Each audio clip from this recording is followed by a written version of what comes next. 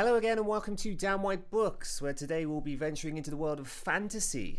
Fantasy is a genre I'm always surprised by, and today's book is no exception. In fact, I dare say this is one of the best books I've read from last year, so settle in as we review The Buried Giant by Kazuo Ishiguro.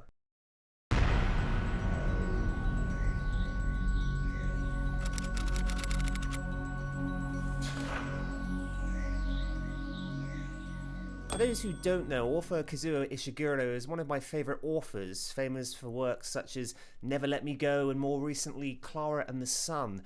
I've reviewed both of those books on this channel and I've thoroughly enjoyed them. I'll include links to those reviews in my video description.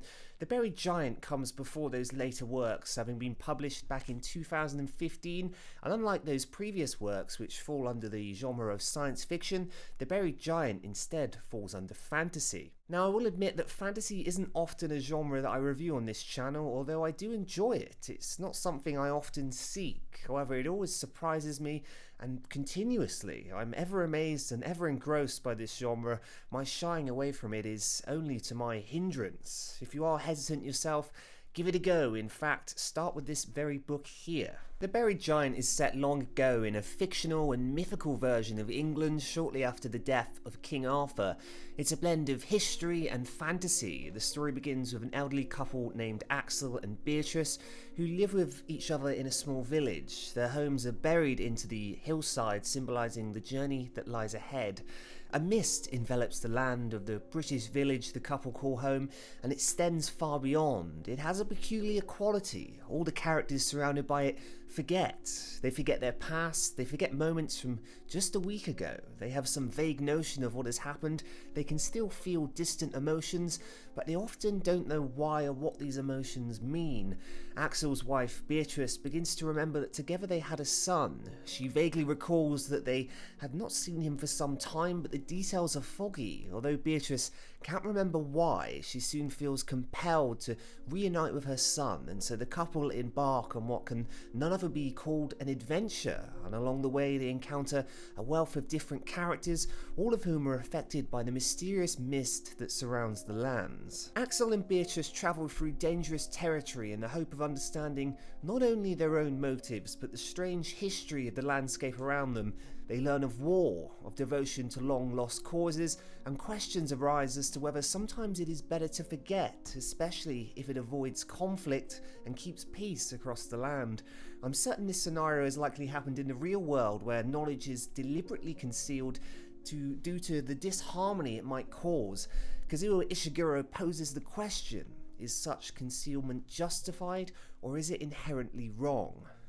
The key themes throughout this work are memory, love, life, and ultimately death. It is a deeply meaningful novel that has you beside an aging and likeable couple who stand by one another, strictly through their feelings and not necessarily their memories. They are together because they care, because they feel bound together, and this bond adds a layer of depth that has you deeply invested. The plot is slowly fed to you in small doses, and as the pages turn, you learn more and more about the mysteries that surround the land and the impact this has on the characters and their motives, and ultimately the history and lore that has long since been forgotten. The Buried Giant poses some very deep and profound questions. It is in part sad, in many beautiful, yet the core theme of memory and whether some things are better left forgotten plays a pivotal role. Indeed, the characters face this question and must consider its answer. Wow, this is one hell of a book. Now, maybe my opinion is biased, as I think Kazuo Ishiguro is one of the greatest modern authors I've read. In his works, not only does he manage to create such immersive worlds, but he also ponders difficult questions and wraps them in an environment that's as memorable as your own home. I look back on my experience with this book and I see it as ticking every box I have. It was the best book I finished last year, and will happily hold the top spot as one of the best pieces of literature I've read in some time. I'm often impressed by an author's ability to evoke emotion in their reader, to make them sad, to make them intrigued, to make them curious, or even to make them scared. Kazuo Ishiguro has created a beautifully emotional tale in this work and had me riding the air of wondrous emotion throughout. My friends, thank you very much for watching this book review. Should you wish to learn more about this book or buy it yourself, please see my link in the description. I thoroughly enjoyed this work, as you might be able to tell from that book review.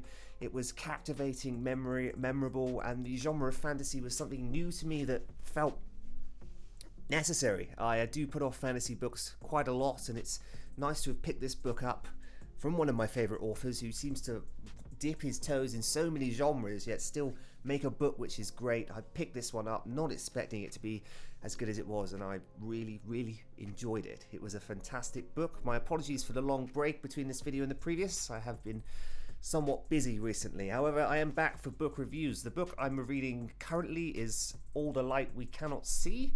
It's a famous work by Anthony Dewar, I believe his name is. I'll be back again soon to review that one. If you'd like to learn more about that specific book, please see the video description, and any other book by Kazuo Ishiguro I've mentioned in this review, please have a look below. I thank you very much for spending a bit of time here with me, and I will see you again soon. Bye bye.